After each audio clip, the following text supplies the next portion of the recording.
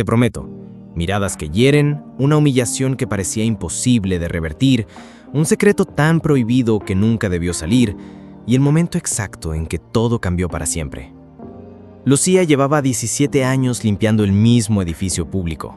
Sus manos, ásperas y agrietadas, conocían cada grieta del mármol, cada mancha imposible en el alfombrado, cada rincón donde el polvo se acumulaba sin que nadie lo notara. Nadie la saludaba al entrar, nadie la miraba cuando pasaba el trapeador, y sobre todo, nadie creía que entendiera lo que decían cuando hablaban frente a ella, como si su uniforme gris le robara el derecho a escuchar. Aquella noche, el silencio era tan espeso que podía escuchar el zumbido de las luces fluorescentes. El reloj de pared marcaba las 23:48 cuando entró en la sala de archivos 4B. El aire estaba más cargado de lo habitual, como si horas antes alguien hubiera estado allí demasiado tiempo. Sobre la mesa había migas de galletas, un vaso con marcas de café y 3 carpetas abiertas a medias. Lucía suspiró.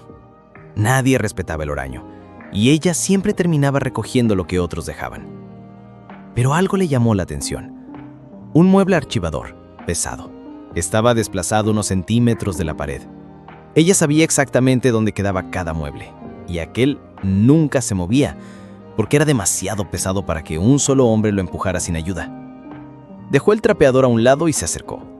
El olor a polvo viejo y metal oxidado le golpeó al inclinarse. Metió las manos, tanteando, y sintió una superficie fría. Con un impulso, arrastró el mueble unos centímetros más. Lo que apareció detrás no era una simple pared. Incrustada en el yeso, había una cámara de seguridad diminuta, apuntando directamente a la mesa central. El lente estaba cubierto por una fina capa de polvo, pero no lo suficiente como para impedir que la luz roja parpadeara cada pocos segundos. ¿Y esto?, susurró para sí misma, más por costumbre que por curiosidad. No había visto nunca una cámara en esa sala. Según los planos del edificio, la 4B no tenía vigilancia interna. La grabación debía enviarse a algún lugar. ¿Pero a dónde? Antes de poder pensar más, escuchó pasos en el pasillo. Rápidos, firmes, acercándose. Instintivamente regresó el mueble a su sitio, aunque el corazón le martillaba en los oídos. La puerta se abrió con un chirrido suave. Un hombre alto, de traje oscuro y corbata floja, entró sin saludarla. Sus ojos recorrieron la sala con una calma incómoda. ¿Usted estaba aquí cuando llegué?, preguntó, sin apartar la vista de la mesa. Sí, señor, solo limpiando, respondió Lucía bajando la mirada. El hombre asintió, pero no parecía convencido. Se acercó al mueble, tocó la esquina y, para su sorpresa, notó que lo había movido recientemente. La miró de reojo con una media sonrisa que no transmitía simpatía. «Tenga cuidado con lo que ve, señora», murmuró antes de salir. Lucía se quedó inmóvil, sintiendo que su uniforme pesaba el doble. Algo le decía que lo que había detrás de ese mueble no era solo una cámara olvidada, sino una ventana a algo que nadie quería que saliera a la luz. Pero lo que no sabía es que esa misma noche, esa cámara captaría algo que pondría su vida en riesgo. Lucía no pudo dormir esa noche. El sonido del parpadeo de aquella pequeña luz roja parecía seguirla hasta su casa, un cuartito en la azotea de un edificio viejo que compartía con su hermana y su noblino. Se preparó un café a las 3 de la mañana, sentándose en silencio junto a la ventana abierta. Afuera, la ciudad estaba envuelta en un silencio espeso, solo roto por el rugido ocasional de un coche lejano. No era ingenua, llevaba años viendo cosas que nadie más veía, no porque tuviera un don, sino porque estaba en los lugares en los que nadie creía que pasara nada importante. Pasillos vacíos, reuniones a puertas cerradas que ella limpiaba después, notas olvidadas en escritorios. Lucía siempre las recogía, siempre las guardaba en su memoria, pero jamás había cruzado una línea. No hasta ahora. Cuando volvió al trabajo el día siguiente, la sala 4B estaba cerrada con llave. Nadie le había dicho que cambiara el candado, pero un nuevo cerrojo brillante ocupaba el lugar del viejo. El cartel en la puerta decía: «Mantenimiento interno. No entrar».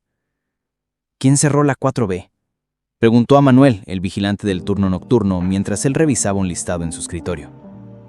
«Órdenes de arriba. Nadie entra hasta nuevo aviso». Ni siquiera la miró. Mejor no preguntar, Lucía. Su instinto le decía que esa cámara no era nueva y que el hombre del traje sabía perfectamente que ella la había visto. Y si la habían cerrado tan rápido, era porque había algo en esas grabaciones que no podía llegar a las manos equivocadas. Esa noche, el turno fue más pesado de lo normal. Lucía limpiaba pasillos interminables mientras escuchaba murmullos desde el despacho de dirección. Eran 3 voces masculinas, susurrando con un tono tenso. Alcanzó a distinguir palabras sueltas como firma, archivero, copia y código rojo. A las 0:12, los murmullos se callaron. Luego pasos, 3 pares, caminando directo a la SB. Lucía, con el carrito de limpieza, siguió a distancia, fingiendo buscar un trapeador. Desde la esquina vio como uno de ellos sacaba una llave distinta y abrió la puerta. Adentro encendieron la luz. Ella contuvo la respiración y se inclinó apenas para mirar. El mueble que cubría la cámara estaba ahora apartado. Uno de ellos, con guantes, retiró una memoria extraíble del panel trasero del lente. El otro sacó una carpeta gruesa y la puso sobre la mesa. «Que no quede ni rastro», dijo el tercero con una voz grave que resonaba en la sala. Lucía se quedó clavada en el sitio observando cómo firmaban 4 hojas. Las firmaban con prisa pero con una coordinación extraña, como si hubieran ensayado el orden. Al terminar, el que parecía líder guardó todo en un maletín metálico. Justo cuando iban a salir, Lucía retrocedió para que no la vieran y tropezó con el trapeador. El ruido seco rebotó en el pasillo. Los 3 hombres se detuvieron en seco. «¿Quién está ahí?», preguntó uno. Lucía, con el corazón latiéndole en los oídos, empujó el carrito hacia el elevador como si no hubiera escuchado nada. No se atrevió a mirar atrás, pero sabía que había visto demasiado. Esa madrugada, cuando el edificio quedó vacío, volvió sola a la SB. Usó un jaque que guardaba para abrir cerrojos rebeldes y, con manos temblorosas, logró entrar. El mueble estaba en su lugar, pero ella sabía cómo moverlo sin dejar marcas. La luz roja ya no parpadeaba.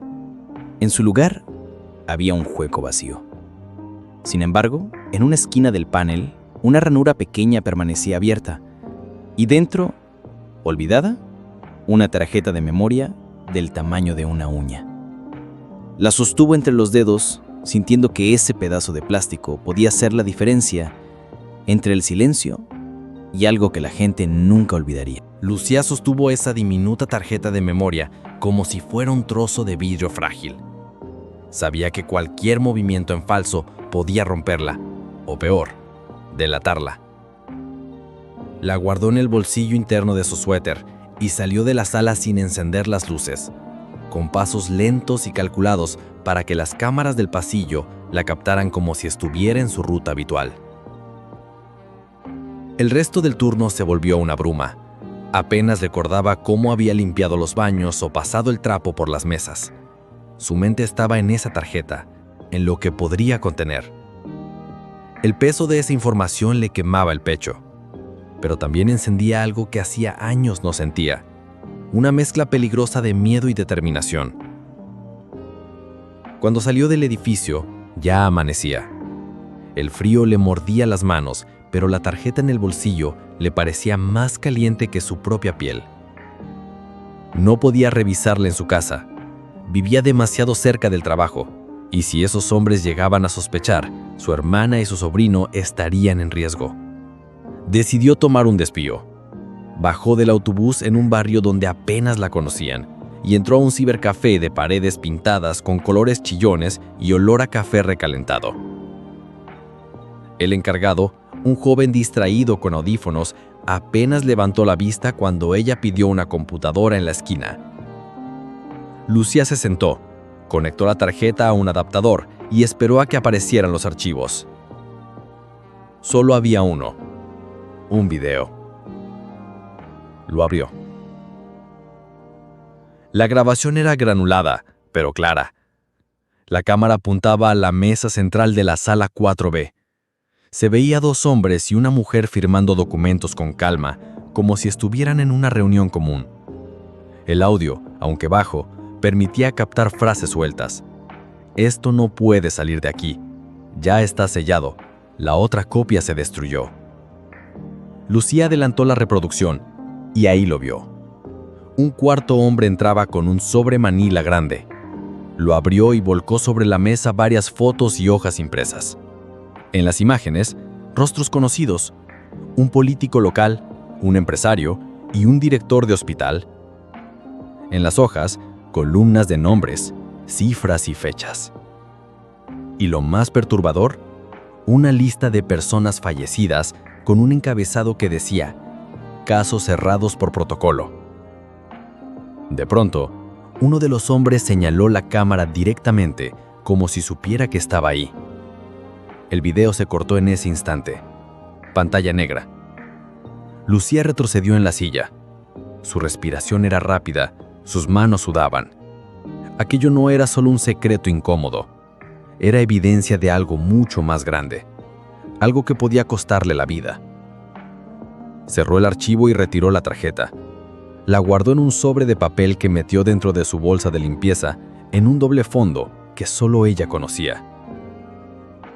Cuando salió del cibercafé, el joven de la entrada la miró por primera vez y dijo: «Señora, se le cayó esto». Le tendía un pequeño papel arrugado. Ella lo tomó, sin recordar haberlo dejado caer. Lo abrió. «Sabemos lo que tienes. No la pierdas de vista». El papel no tenía firma, solo una marca de tinta, un círculo con una línea cruzándolo, como un símbolo. Lucía sintió que la calle se encogía a su alrededor. Alguien la estaba siguiendo. Alguien había estado lo suficientemente cerca como para dejarle ese mensaje sin que ella lo notara. Y ese alguien no tenía intenciones de dejarla tranquila. Luciano caminó hacia su casa. No podía. Sentía que cada sombra en la calle podía esconder un par de ojos observándola. Cada ruido de motor detrás de ella podía ser el inicio de algo que no tendría vuelta atrás. Caminó sin rumbo fijo, mezclándose entre la gente que iba al mercado, deteniéndose de vez en cuando frente a vitrinas para ver su propio reflejo, intentando detectar si alguien la seguía. No veía rostros repetidos, pero eso no la tranquilizaba. Los que saben vigilar no se dejan ver. En una esquina un grupo de niños jugaba a la pelota. El balón rodó hasta sus pies. Lucía lo tomó y se lo devolvió al más pequeño. Él le sonrió y entonces lo vio. En su muñeca, un brazalete de tela con el mismo símbolo del papel, un círculo con una línea cruzándolo. Lucía sintió un escalofrío. «¿Dónde conseguiste eso?», preguntó con suavidad. El niño la miró confundido. «Me lo dio un señor en la plaza. Dijo que era de un club secreto». Antes de que pudiera preguntar más, la madre del niño lo llamó desde la otra acera. Lo vio correr con el brazalete rebotando en su muñeca y comprendió que el mensaje no era solo para asustarla, era para decirle que podían acercarse a cualquiera, incluso a un niño, sin que ella se diera cuenta. Decidió que tenía que encontrar un lugar seguro para la tarjeta. No podía confiar en la policía y mucho menos en sus jefes. Caminó hasta la iglesia del barrio, un edificio antiguo con puertas de madera y vitrales gastados. Ahí trabajaba el padre Mateo, un hombre mayor que la conocía desde niña. «Lucía, ¿qué te trae por aquí con esa cara?», preguntó él al verla entrar.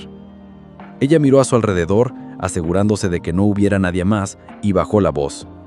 «Padre, necesito guardar algo que no puedo tener conmigo». El sacerdote frunció el ceño. «Si es peligroso, hija, quizás lo mejor sea...».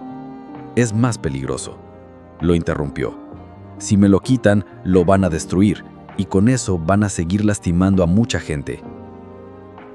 Padre Mateo la llevó hasta la sacristía, abrió un pequeño armario y señaló una caja metálica con llave.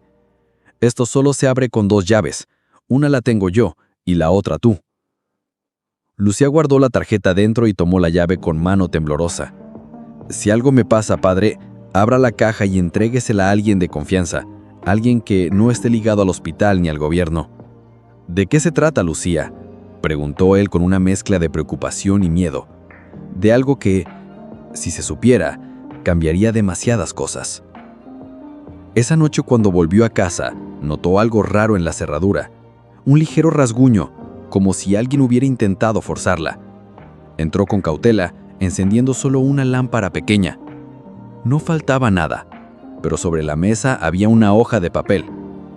La misma letra, el mismo símbolo. No la escondas, sabemos dónde está. Lucía sintió un nudo en el estómago. Ya no era un juego de vigilancia. Ahora sabían que la tarjeta estaba fuera de su casa.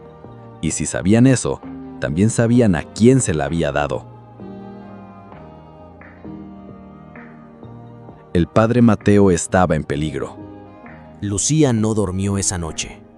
Cada crujido en la madera, cada murmullo lejano en la calle, la mantenía con los ojos abiertos. A las 5:12 de la mañana, no soportó más y decidió ir a la iglesia. El amanecer apenas asomaba cuando llegó, pero las puertas estaban entreabiertas, algo inusual para esa hora. Entró con paso rápido y llamando al padre Mateo. No hubo respuesta. El silencio de la nave principal era inquietante. Caminó hacia la sacristía y, al doblar la esquina, lo vio. El armario metálico estaba abierto, la cerradura forzada y la caja vacía. Lucía sintió un vértigo que casi la hizo caer. El padre Mateo estaba sentado en una silla, con las manos atadas y un paño en la boca. Sus ojos estaban abiertos, pero no había rastro de violencia física grave. Lucía corrió hacia él, quitándole la mordaza. «Lucía». Su voz era apenas un susurro. «Ellos vinieron. Sabían tu nombre. Sabían lo que había en la tarjeta». «¿Dónde está?», preguntó ella, con el corazón acelerado. «Se la llevaron, pero dijeron que todavía tienes algo que les interesa más». Lucía sintió un escalofrío. No me entendía a qué se referían, hasta que el padre Mateo, con un esfuerzo, señaló hacia su propio escritorio. Allí, bajo un pequeño crucifijo de madera, había una foto enmarcada. Era de Lucía, tomada en una fiesta comunitaria hace más de 10 años. Pero lo inquietante no era la foto, sino lo que estaba detrás.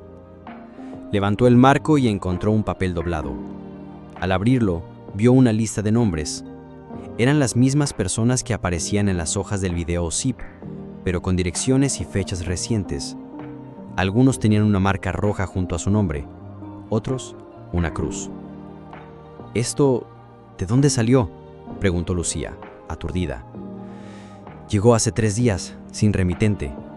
Pensé que era una broma macabra hasta que me contaste lo de la cámara». Lucía entendió en ese instante. La tarjeta era solo una pieza. La lista era la clave para entenderlo todo. La tarjeta mostraba un fragmento, pero la lista completaba el mapa de algo más grande y más oscuro. El padre Mateo intentó ponerse de pie, pero se detuvo, con miedo en la voz. «No te quedes aquí. Ya no es seguro ni para mí ni para ti». Lucía guardó la lista en su chaqueta y salió de la iglesia. El aire de la mañana no era fresco, era pesado, cargado de esa tensión que se siente antes de una tormenta. Caminó rápido, sin rumbo fijo, y al llegar a la avenida principal, se dio cuenta de que la seguían. Un auto negro, vidrios polarizados, avanzaba lento a unos metros detrás. No había tráfico que lo obligara a ir tan despacio. Lucía cruzó la calle de repente, fingiendo no darse cuenta. El auto giró también. Su mente se aceleró. No podía ir a casa, no podía volver al trabajo y no podía confiar en nadie. Solo tenía una opción: desaparecer. Sacó un viejo teléfono de prepago que guardaba para emergencias y marcó un número que no usaba desde hacía años. Al tercer tono, una voz masculina contestó: «Creí que nunca me llamarías. Necesito desaparecer y proteger algo que no me pertenece. Entonces será caro y peligroso. No más que quedarme donde estoy». La voz hizo una breve pausa. «Tráeme lo que tengas y espero que estés lista para ver lo que en verdad contiene esa lista». Lucía colgó, pero sintió que acababa de cruzar una línea de la que no podría volver. Lucía llegó al punto de encuentro al anochecer, una bodega abandonada en las afueras, cubierta de grafitis y con el eco del viento silbando entre láminas oxidadas. El lugar olía a metal viejo y humedad, como si la lluvia de años hubiera dejado cicatrices en el concreto. Esperó unos minutos, sola, hasta que un hombre apareció desde la penumbra. Alto, con barba de días y una cicatriz en la ceja izquierda. Vestía ropa simple, pero su mirada transmitía la alerta de alguien que había pasado demasiado tiempo huyendo. «Dámela», dijo sin saludar. Lucía sacó el sobre con la lista. «Quiero saber qué es antes de que la tengas». Él la miró con cierta impaciencia, pero accedió. Sacó un portátil de una mochila y encendió una luz portátil. «Esto es un registro. Una agenda que no debería existir. Aquí no solo hay nombres, hay fechas programadas, montos, ubicaciones y algo más inquietante, vínculos cruzados entre personas que jamás deberían tener contacto». Pasó las hojas rápido, señalando con el dedo. «Estos son testigos, estos personal médico, estos jueces, y estas cruces rojas marcan a quienes ya no pueden hablar». Lucía sintió un nudo en la garganta. ¿Y las marcas negras? Los que están próximos a cerrarse. Antes de que pudiera reaccionar, un ruido metálico retumbó en la bodega. No era el viento, era una puerta lateral que acababa de abrirse. 3 siluetas entraron, todas con guantes y pasamontañas. «¡Corran!», susurró el hombre. «No vamos a ganar si nos quedamos aquí». Corrieron hacia una salida trasera, saltando sobre cajas rotas y charcos de agua sucia. Detrás, las pisadas eran rápidas y firmes. Uno de los hombres gritó: «Lucía, sabemos que tienes otra copia». La frase la golpeó como un martillo. «¿Otra copia?», susurró el hombre que la acompañaba. Lucía no respondió. Llegaron a un muro bajo y lo treparon como pudieron. Del otro lado, un terreno baldío los recibió con un aire frío que cortaba la piel. El hombre la guió hacia una vieja motocicleta oculta bajo una lona. «Súbete». Arrancó con un rugido áspero y en segundos se perdieron entre calles estrechas y mal iluminadas. No pararon hasta llegar a un viejo taller mecánico. Cerró la puerta y respiró hondo. «Escúchame bien», dijo mirándola fijamente. «Lo que tienes ahora no es suficiente. Si quieres derribarlos, necesitas la grabación completa. Lo de la cámara lo cortaron antes del final». Lucía recordó el momento en el que el hombre del video miró hacia el ente. No era casualidad. Era justo antes de que lo que realmente importara quedara registrado. «¿Y dónde está ese final?», preguntó. El hombre sonrió, sin alegría. «En un servidor aislado, dentro del mismo edificio donde trabajas». Lucía lo entendió todo. Si quería justicia, tendría que volver al lugar que la había convertido en blanco. Tendría que entrar por la misma puerta con las mismas llaves y salir con algo que nadie más había logrado sacar vivo. Y en ese instante, mientras el ruido distante de una sirena se acercaba, comprendió que no había vuelta atrás. La mujer que limpiaba después de todos se preparaba para ensuciarlo todo con la verdad.